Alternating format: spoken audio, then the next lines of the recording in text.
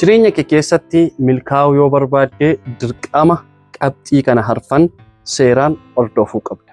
Qabxii kanas harfan seeraan hin hordoftu taanaan kufaatiin kee dhiyoodha. Qabxii kana harfan seeraan hin hordoftu taanaan garuu milkaa'inni kee akkasuma dhiyoodha. Qabxiin inni jalqabaa gonkumaa hin ariifatin. Gaddas haa ta'u gammachuus haa ta'u jireenya kee keessatti gonkumaa hin ariifatin. Maqmaaqsa Oromoo keessatti akkas jedha. Jarjaraan waraabessaa gaafa ciniinaa jedha. Egaa jireenya keenya keessatti hin ariifanna taanaan milkaa'inni keenya baay'ee nurraa fagoo jira jechaadha. Kufaatiif nu saaxila ariifachuun. Kanaafiyyuu jireenya keenya keessatti ariifachuu hin qabnu. Obsuu qabna. Obsa barachuu qabna. Jijjiirama tokko arguu yoo barbaanne jireenya keenya keessatti obsi dirqama keenyadha jechaadha. Hin ariifatta taateennan, hin jarjarta taateennan milkaa'ina tokko iyyuu hin qabdu jechuudha.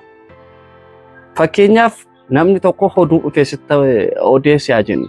Oduu nama sanaa fudhattee kaatee ariifattee utuu dhugummaa isaa utuu haqa ta'uu isaa adda hin baafatin nama sana deemtee lolta taateennan ati dogongora cimaa hojjette jirta.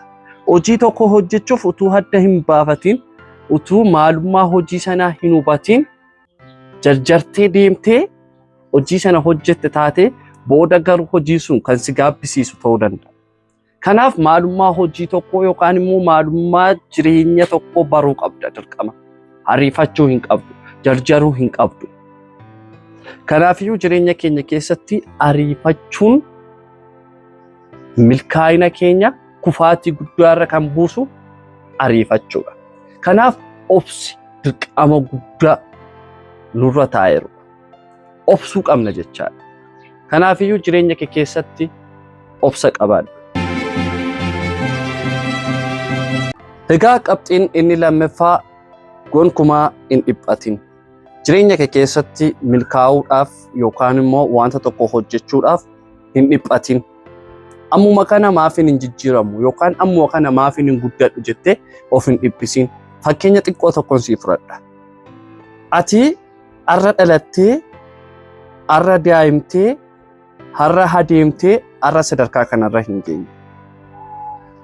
Kanaafiyyuu akkamittiin jireenya kee keessatti milkaa'uu akka dandeessu akkasitti yaadi.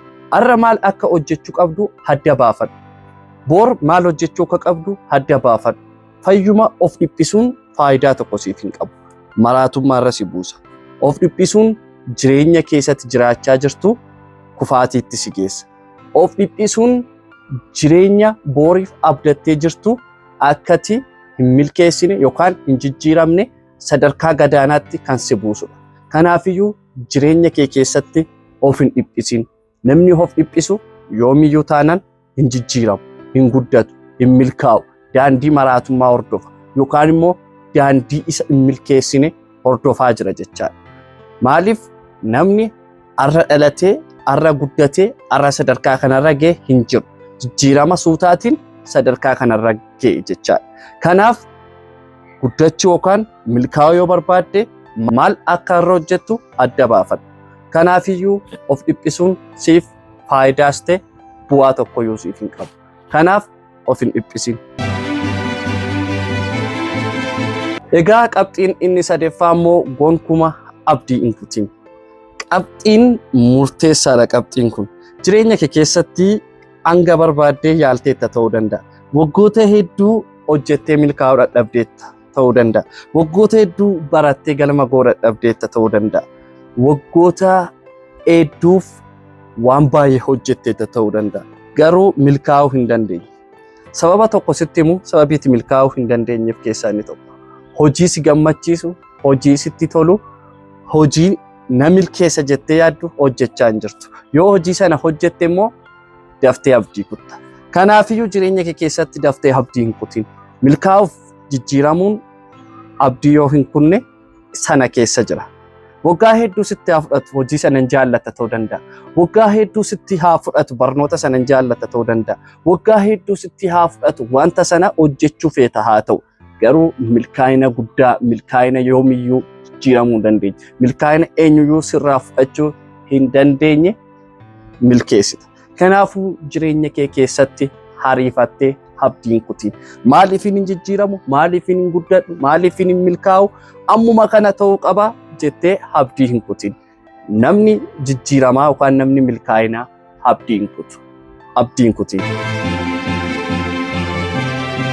Egaa qabxiin inni arfeffaa kun qabxii murteessaa yookaan jireenya keessatti qabxii barbaachisaadha. Qabxiin inni arfeffaa kun akkas jedha. Gonkumaa waan xiqqoon qabamtee karaatti hin dhaabbatin jedha. Akkas jechuun maal jechuudha? Kana jechuun namoonni hedduun sababaa fi utuu tarreessu. Wanta xiqqoof jechaadha. Utuun akkas ta'ee akkasin godhan ture. Utuun qabeenyaa qabatee wana galmi koo guddaa ture. Utuun qabeenyaa qabatee karoorri koo guddaa ture. Utuun maatiin qabatee karoorri koo silaa galma geera. Utuun akkas ta'eera. Sababiin hin baratiniifin hojjechuu dadhabe. Sababiin qabeenyaa dhabeefin hojjechuu dadhabe. Sababiin maatii dhabeefin hojjechuu dadhabe. Agarte wanta xiqqootiin sammuu kee qabsiisisteetti kan itti jireenya kee of jalaa gudunfitee boolla galchaa jirtu jechaadha. Kanaafiyyuu jireenya keenya keessatti waan xiqqootiin qabamnee dhaabbachuu dhiisnu. Utuuf sababa hin tarreessin. Namni utuuf sababa tarreessu jireenya isaa keessatti gonkumaa milkaa'uu hin danda'u. Kanaaf jireenya kee keessatti utuuf sababa tokkoyyuu hin tarreessin. Utuun utuudha. Sababichi immoo sababadha. Kanaafiyyuu sababa wanta ta'e gaarii sana filadhu. Sababii akkas ta'eef akkas, sababii qaamni koo miidhamaa ta'eef akkas, sababii maatiin koo akkas ta'eef akkas, utuun maatii qabatee, utuun akkas dhiirateeti silaawuna kan akkasidha. Utuun utuudha. Yaa obboleettii ko, yaa obboleessa ko. Namni barnoota kana dhaggeeffachaa jirtu utuuf sababa hin tarreessin.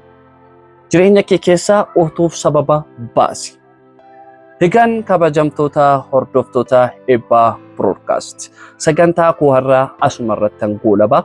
Sagantaa biraatiin hanga wal agarruutti turtii gaarii barnoota kana hiriyoota keessaniif illee sheerii taasisaa.